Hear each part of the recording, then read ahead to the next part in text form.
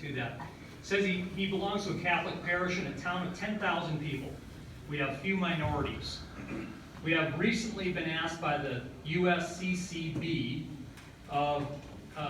to accept 21 refugees from Syria. I have a feeling there's going to be a few people in America that are going to be faced with this in the near future.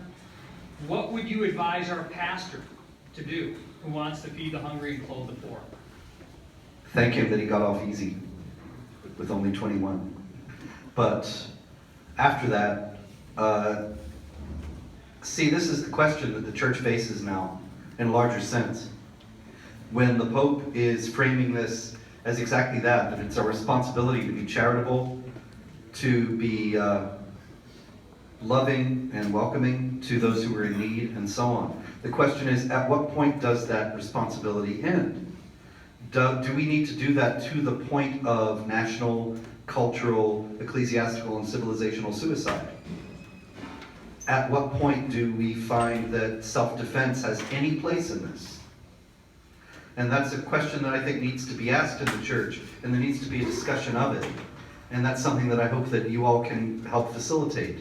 But in terms of this particular individual and the pastor in the small town who's being asked to do this, just to alert him to the fact that there might be among these 21 that he's taking and clothing and feeding people who want to kill him. And they might not kill him, but they might use what he is doing to victimize people in that town. And that, I think, has to be part of the equation as well, has to be part of the consideration when it comes to these refugees. The Islamic State in February 2015 said they were soon going to send 500,000 refugees into Europe. Not long after that, hundreds of thousands of refugees started pouring into Europe. What a coincidence. Two of the attackers who killed 130 people in Paris in November 2015 had just come into Europe as refugees in October 2015. Tashfeen Malik, the San Bernardino shooter who along with her husband, killed 15 people at a Christmas party last December in San Bernardino, California. She had not only been a refugee, but she had passed 5 separate background checks from 5 different U.S. agencies.